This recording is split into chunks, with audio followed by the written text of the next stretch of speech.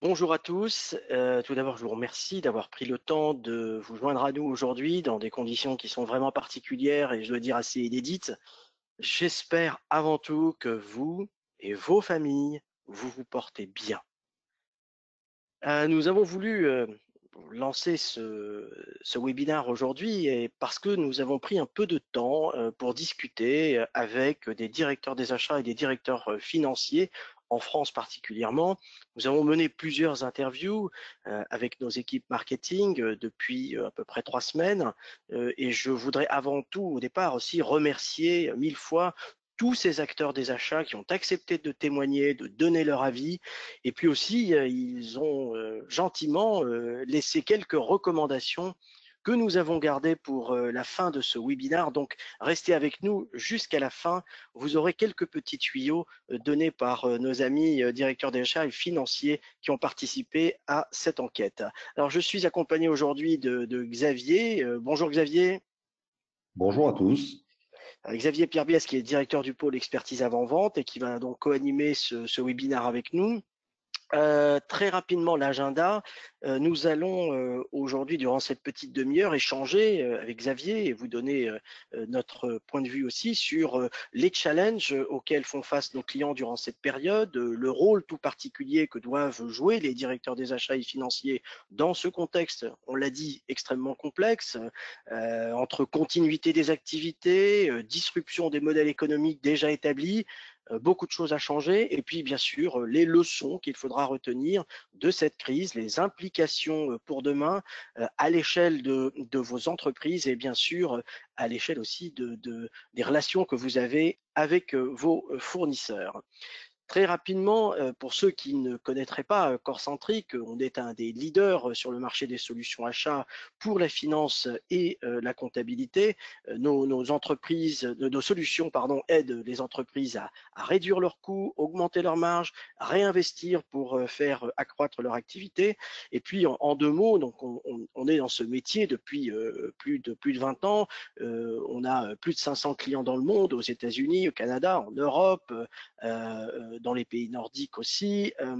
On a un chiffre d'affaires qui est de 110 millions et un point important que j'aime souligner à chaque fois, on réalise quand même 27% d'EBITDA par an, ce qui est très satisfaisant sur la santé financière de notre entreprise.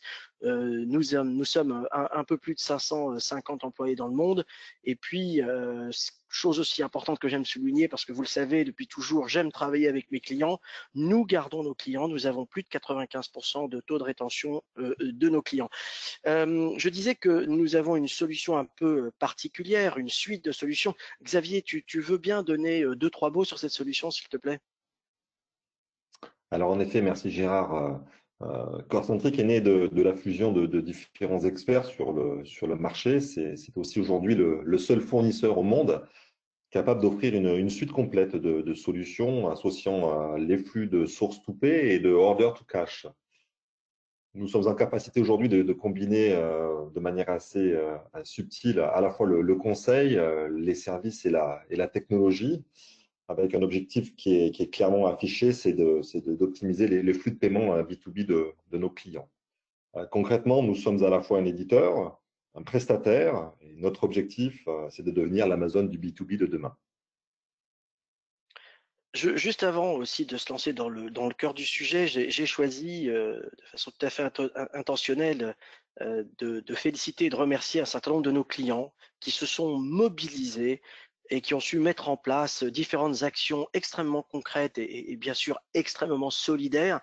Alors évidemment, j'aurais pu lister beaucoup plus de clients, mais on aurait pris tout le temps du webinaire pour faire ça. Mais je voulais très rapidement remercier des gens comme Noroto qui ont ouvert des ateliers de secours, entre guillemets, partout en France, pour aider les gens qui étaient dans l'obligation de se déplacer et de réparer les voitures. Boulanger a offert 10 000 tablettes pour que les services à distance aux plateformes de télémédecine puissent fonctionner. fonctionner. Accès Réal a fourni son stock de combinaisons de papier au centre hospitalier et à différents cabinets médicaux. Servier aussi. OVH a mis des clouds à disposition gratuites pour permettre une continuité de service.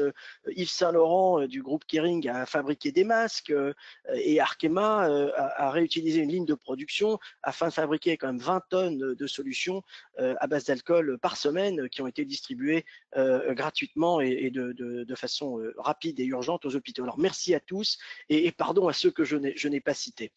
Alors, pour revenir sur, avant de lancer le sujet en détail, j'ai juste pris une citation d'un de nos clients qui, dans le secteur de l'industrie pharmaceutique et qui résume vraiment ce débat que nous avons aujourd'hui. Nos prévisions de vente étant constamment revues et notre secteur étant en première ligne, nos besoins en termes d'achat changent en permanence, nos relations et nos échanges avec nos fournisseurs se sont intensifiés et notre gestion de la supply chain et des stocks a pris une toute autre dimension. Nous cherchons également à moduler nos livraisons dans des zones moins stratégiques. Je pense que c'est une introduction sur laquelle nous allons travailler. Vous voyez dans ce webinaire, beaucoup des points que nous allons développer sont donnés dans ce petit extrait de ce directeur des achats du secteur pharmaceutique. Alors, c'est vrai que nous sommes dans une situation un petit peu difficile, un contexte économique qui annonce hélas des signes de future récession. On a perdu plus de 8 points de PIB déjà. On a une France qui perd à peu près 60 milliards par mois. On a presque 9 millions de travailleurs qui sont en chômage partiel et certains hélas ont perdu leur emploi. On peut même dire qu'aujourd'hui, l'État est devenu le plus gros employeur de France, hein, tout en sachant bien sûr que ça a un coût et qu'on est en train, hélas, de gréver le coût de près de 30 milliards du coût de la sécurité sociale et du système solidaire qu'on a mis en place. Alors, on nous a beaucoup parlé de la crise de 2008, on a entendu énormément de commentaires qui ont été comparatifs entre ces deux crises. Enfin, pour moi, la crise 2008 était vraiment une crise financière, alors que cette crise aujourd'hui, ce n'est pas une crise virtuelle, c'est une crise de l'économie réelle touchant les deux pans de notre économie, l'offre des entreprises et aussi la demande des ménages. Et donc, cette crise sera beaucoup plus compliquée à gérer. On a discuté, donc je le disais, avec ces directeurs des achats et financiers, et le premier point qu'ils nous ont, le premier risque, le premier défi qu'ils nous ont présenté, c'est qu'ils vont devoir faire face à une perte d'activité et de chiffre d'affaires. Et ça, Xavier, tu l'as entendu toi aussi dans les interviews que tu as menées. Alors, c'est effectivement un point qui est ressorti de manière systématique, cette perte de chiffre d'affaires anticipée pour à la fois cette année, l'année 2020, mais aussi en projection pour l'année 2021. C'est aussi une vraie approche d'anticipation en matière de récession majeure, hein, et ça, non pas cantonné qu'au marché français, mais au niveau mondial. On a quand même le point aussi essentiel, hein, et ce directeur des achats de ce laboratoire nous le disait, c'est que sa chaîne logistique a été rompue de bout en bout, c'est-à-dire des fournisseurs stratégiques jusqu'aux PME, voire même jusqu'aux indépendants, quoi. C'est difficile aujourd'hui de trouver de la main-d'œuvre. Alors en effet, hein, si je peux me permettre de rebondir sur ce sujet-là, trouver de la main-d'œuvre dans un contexte de confinement et de crise comme on le vit depuis plusieurs semaines, c'est un des éléments clés des rouages de toute la chaîne logistique. On avait effectivement une discussion tout à fait intéressante sur la gestion de l'intérim dans une organisation, quelle qu'elle soit, et encore de surcroît sur la partie logistique. Aujourd'hui, c'est un sujet qui est totalement donc à l'arrêt et qui a été un des enjeux majeurs à traiter ces dernières semaines, quoi. Tout comme les commandes, gérer les commandes en cours, revoir le plan de commande. Tu as eu aussi un directeur des achats qui t'en a beaucoup parlé. Alors oui, oui, autour donc de la gestion des commandes, alors on a effectivement les commandes en cours, celles qui sont d'usage et qui sont quelque part souvent rodées, mais qui peuvent bien entendu être impactées par la chaîne logistique. Mais on a surtout découvert une nouvelle typologie de commandes, c'est les commandes ultra urgentes, je serais tenté de dire. On a eu des exemples très significative ces dernières semaines autour donc, des commandes de masques, par exemple, où là, en soi, gérer l'urgence n'est pas forcément chose aisée en période de pénurie de main-d'œuvre. Et la grande crainte aussi de tous ces organisations achats et finances, c'est de voir la faillite des fournisseurs, pas seulement des petits fournisseurs, et puis aussi les risques liés aux fournisseurs stratégiques. Alors, effectivement, hein, si on rebondit sur ce sujet-là, quand on parle donc de gestion donc des fournisseurs, à la fois les petits, les moyens et les grands, on est sur des rouages en fait d'une mécanique qui jusqu'à présent était bien huilée. Et on a vu que à la fois donc que ce soit un petit, un moyen ou un gros fournisseur pouvait être défaillant à un moment donné donc dans la chaîne et pouvait bloquer de manière irréfutable le process. Et puis on a entendu de nombreuses fois, et ça c'était peut-être un peu surprenant au départ, mais on veut payer nos fournisseurs plus rapidement. C'est nouveau, mais c'est en période de crise, c'est aussi le cas. Et plusieurs fois, on a entendu les cycles de paiement sont trop longs. On fait des avances, parfois on coupe les paiements en plusieurs, et ça c'est pas bon. Et ça, je crois que tu l'as entendu beaucoup. Alors oui, alors on a quand même noté hein, ces derniers temps une vraie mobilisation hein, des directions financières, des directions achats autour donc de la gestion du règlement donc des fournisseurs. Euh, cette sensibilité, elle existe. Je pense qu'elle est affirmée aujourd'hui sur le marché où on sait très très bien que payer son fournisseur très rapidement, c'est aussi à un moment donné, bien entendu, lui donner les moyens de pouvoir réaliser ces prestations, ou du moins les prestations attendues, mais c'est aussi un signe fort en matière de gestion de la relation avec un fournisseur, euh, en l'occurrence dans le cadre donc, de l'urgence, mais aussi en termes de pérennité dans le temps. Justement, la relation de ces fournisseurs, en regardant les contrats, on a beaucoup parlé de ce cas de force majeure. Tu l'as eu aussi comme point important de discussion. Alors oui, effectivement, autour donc de la gestion donc des clauses contractuelles, la clause ou du moins la condition de force majeure a été une des clauses qui est revenue de manière assez systématique, mais celle de l'imprévision aussi est clairement ressortie et je pense qu'on la détaillera un petit peu plus en détail dans les slides suivants.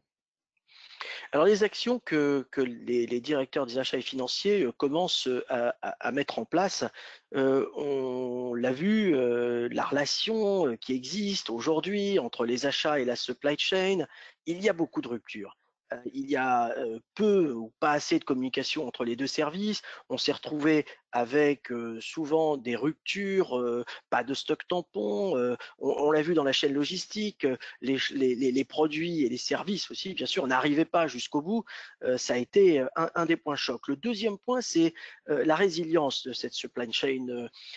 Et cette résilience, on sait très bien que c'est comment sortir de cette crise. Je dirais qu'on a vu beaucoup d'entreprises revoir leur plan de continuité d'activité et en même temps de renforcer la gestion et la fonction de risk management à l'intérieur de leur organisation. Et puis, le dernier point aussi que j'ai noté, c'est que ils ont beaucoup travaillé, retravaillé avec les catégories managers de plus en profondeur pour reprioriser les commandes à partir, bien sûr, des produits essentiels à la survie de l'entreprise. Et puis, bon, je pense, Xavier, que toi aussi, tu l'as vu, on a dit, le cycle de paiement de ces petits fournisseurs est dramatique aujourd'hui. C'est que on a un risque vraiment sur les petits fournisseurs qui nous a été, bien sûr, signifié plusieurs fois, n'est-ce pas, Xavier? Oui, tout à fait. Alors, j'ai vu de manière assez systématique des politiques se mettre en place hein, dans les organisations de nos clients pour pallier donc la défaillance de ces petits fournisseurs et quelque part assurer leur continuité dans le temps. C'est de systématiser donc les paiements anticipés hein, ou les acomptes 100% donc à la commande pour quelque part garantir ben, la priorisation de la commande hein, chez ces fournisseurs-là, quoi. Et c'est un élément, et je pense que c'est un message fort aussi qu'on fait passer nos clients vers les fournisseurs.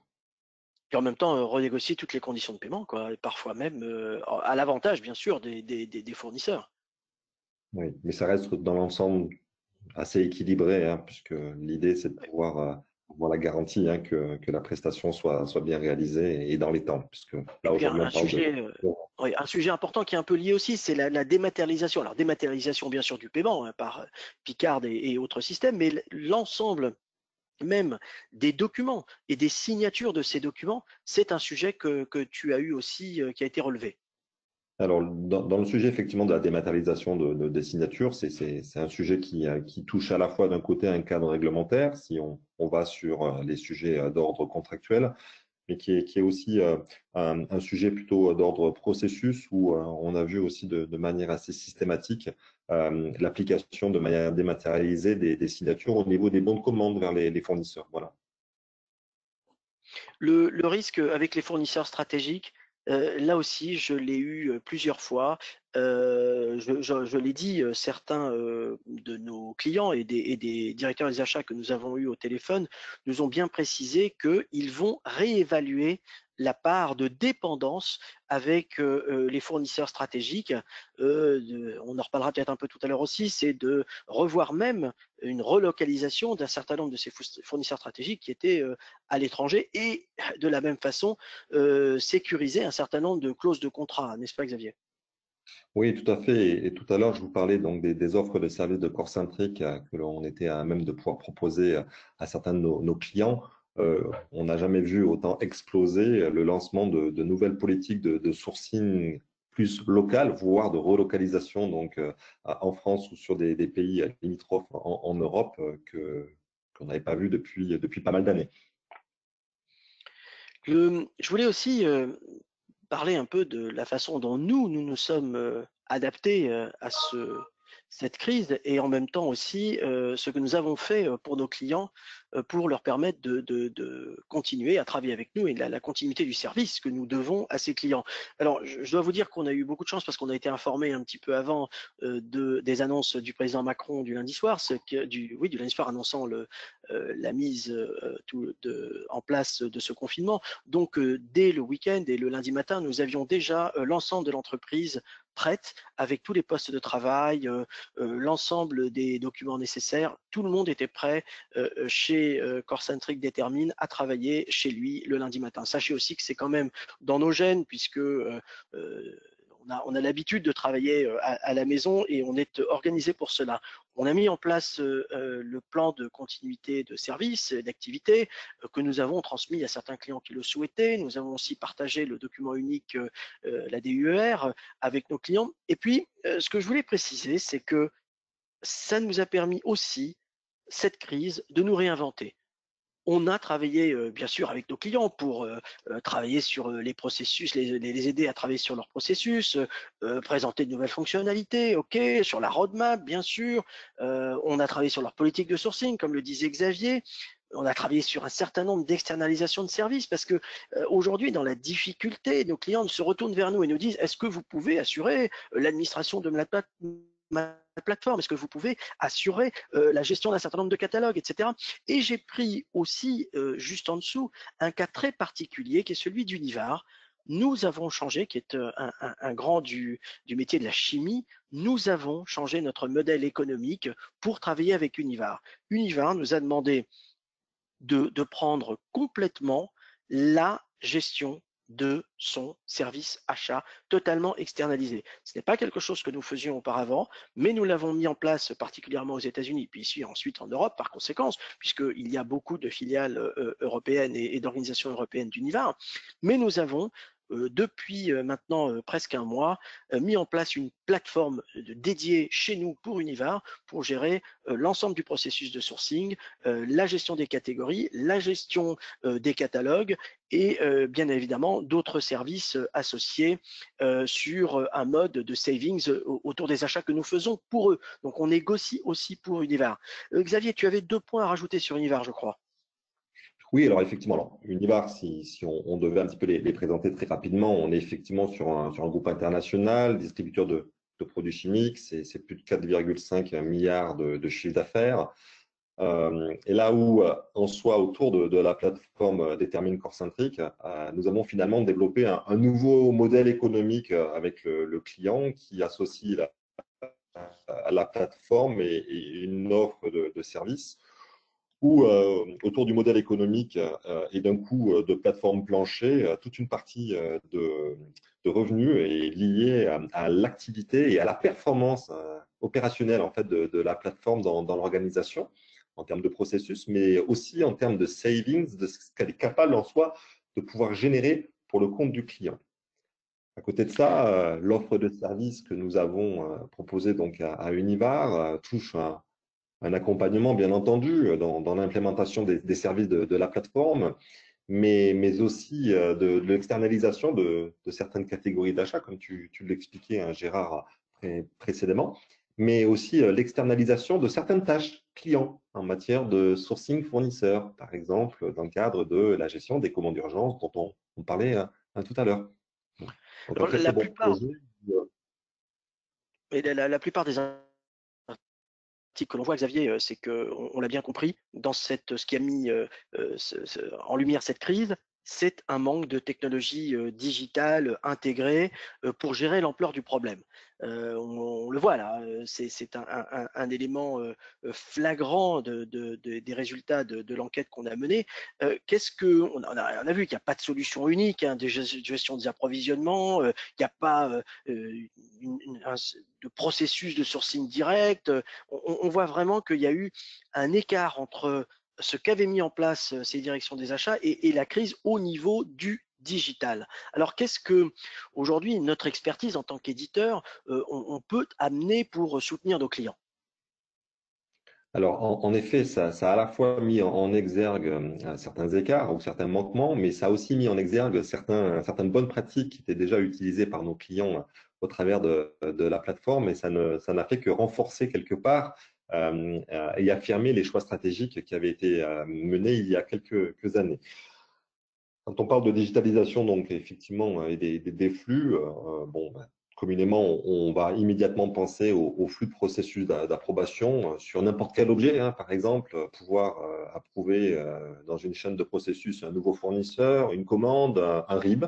Tiens, voilà un sujet intéressant. Ou pas plus tard que la semaine dernière, dans le cadre de la gestion des fraudes, un de mes clients, une direction achat donc dans d'EHPAD, me disait j'ai un vrai souci autour d'une commande urgente d'approvisionnement de produits alcoolisés et de masques, où en soi le fournisseur qui était connu, reconnu au niveau national et international avait envoyé un email un peu douteux avec une demande de RIB. Et puis, grâce à l'outil et à la digitalisation des flux qui ont associé l'organisation du client, mais aussi celle du fournisseur, en l'espace de 12 heures, on a pu identifier que c'était une fraude. Voilà. Ce qui a permis donc d'un côté au client de sécuriser sa commande, mais de l'autre aussi, et c'est là où ça devient tout à fait intéressant, du côté du fournisseur, de pouvoir mener une campagne massive auprès de l'ensemble de ses clients sur justement cette fraude, d'accord, qui était lancée à son insu. Autour de la digitalisation des flux, on a aussi bien entendu tout un sujet autour de la partie facturation où quelque part, aujourd'hui, une facture n'est plus un objet papier, hein, mais ça reste un objet très électronique qui va s'échanger au niveau de l'organisation jusqu'à, bien entendu, la gestion du bon à payer. Tout ça au travers de ce que l'on appelle aujourd'hui un portail fournisseur qui assure typiquement l'optimisation et je dirais même l'automatisation de processus de sourcing, mais aussi de onboarding de nouveaux fournisseurs. Euh, on en parlait tout à l'heure, dans le cadre donc, de gestion de commandes urgentes, il est des fois tout à fait opportun, des fois finalement, de se retourner vers des fournisseurs plus locaux afin de garantir l'exécution de la commande dans des délais très très courts. Dans le cadre de la gestion des contrats, même si c'est un sujet très étendue et on pourrait y parler pendant de longues heures. Les éléments prioritaires aujourd'hui qui sont mis en avant par nos clients et sur lesquels donc, nous répondons vraiment de manière très pertinente, c'est autour donc, de la gestion du flux de collaboratifs, d'élaboration de nouveaux projets de contrats fournisseurs, des flux collaboratifs d'élaboration d'avenants autour donc, des contrats existants dans le cadre, par exemple, de la gestion des clauses de force majeure. D'accord. Et puis, bien entendu, toute la gestion des dates, où là, en l'occurrence, le système et la plateforme déterminent est capable de gérer en temps réel toutes les alertes vers les gestionnaires de contrats en matière de date de fin de contrat ou d'alerte sur échéance de contrat, qui vont conditionner donc derrière le premier sujet dont on parlait tout à l'heure, où on va digitaliser l'ensemble donc du flux end-to-end associé au contrat. Autour de la gestion des processus P2P, on parlera d'un process associé à la demande d'achat, la commande d'achat, la réception, le traitement donc des factures et du service fait. Bien entendu, en période de confinement, et même si une grande partie donc, des personnes travaillent en home office, les flux de processus d'approvisionnement au travers de nos solutions et notre plateforme ne sont absolument pas suspendus. On garantit une fois de plus une totale continuité de service, y compris au niveau donc, de l'organisation de nos clients. Quant à la gestion des factures de nos fournisseurs, on a vu ces dernières semaines des campagnes massives lancées au travers de la plateforme détermine vers les fournisseurs, leur demandant de privilégier la transmission des factures au format électronique, soit déposées sur notre portail, soit directement envoyées à des emails génériques clients pour transmission donc des factures et accélération du traitement de ces dernières.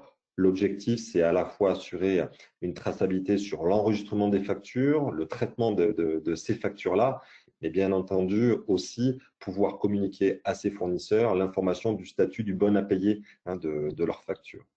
Enfin, un point très structurant au niveau de l'organisation de nos clients et très flexible dans notre plateforme, c'est la gestion budgétaire où dans le cadre de cette situation exceptionnelle dans laquelle nos organisations évoluent aujourd'hui, notre solution et notre plateforme proposent une grande flexibilité en matière de replanification, de réallocation de budget, tout en garantissant la totale traçabilité et les workflows associés à ces modifications budgétaires. En soi, on parle objectivement d'une plateforme qui garantit et quelque part assure la totale opérationnalité en fait, de nos clients et de nos organisations, même en période de confinement. On l'a bien compris, Xavier, c'est un virage complexe, mais sacrément décisif hein, pour les supply chains, puis même pour l'entreprise en général. Alors, moi, je dirais que c'est pas le moment de se replier sur soi hein, et de se priver de la capacité d'anticiper. Bah, je pense que la préparation de cette reprise, elle est incontournable et plusieurs directeurs des achats nous l'ont dit, hein, ils vont démarrer des chantiers qui vont transformer ces menaces en opportunités. Et la première des choses, c'est la refonte complète de l'offre. En fait, ils vont bien évidemment maintenant l'orientation client. Hein. C'est le recentrage, l'évolution du niveau des gammes, assurer un service de customer care et des canaux de distribution, puis revoir aussi le plan d'innovation qui a souvent été un peu délaissé. Repenser les schémas industriels en relocalisant, tu en as très bien parlé, la dépendance par rapport à la Chine est devenue essentielle dans leurs préoccupations, relocalisation du savoir-faire, voire même une nouvelle pensée de travailler sur des fusions et acquisitions au local plutôt qu'à l'externaliser. On a un petit sondage rapide là, des Échos qui dit que plus de 90% des Français sont prêts à payer un peu plus cher pour avoir du Made in France. J'espère que ce sera vrai quand il faudra aller dans les magasins. Et puis la deuxième, le troisième point que je voulais voir, c'est l'efficience de l'organisation. On sait que cette crise, hélas, va se reproduire. On aura d'autres virus. Donc, on voit très bien que ces organisations ont décidé de prioriser la politique de télétravail, limiter les déplacements, revoir les politiques de voyage et de dépenses. Les deux autres points, c'est la maîtrise de l'information qui a été soulignée de nombreuses fois, l'utilisation de l'intelligence artificielle dans la prévision, dans la planification, les nouvelles technologies, la blockchain, tout ça sont des sujets qui seront remis sur la table pour améliorer cette maîtrise de l'information. La co-construction et l'innovation renforcée avec les fournisseurs, on le sait, c'est un élément essentiel de la survie des entreprises, bien travailler, bien partager cette innovation avec ses fournisseurs. Et puis le dernier point, c'est bien évidemment l'anticiper les risques et les scénarios de crise qui pourraient arriver. Alors en conclusion, je garde ce mot de résilience.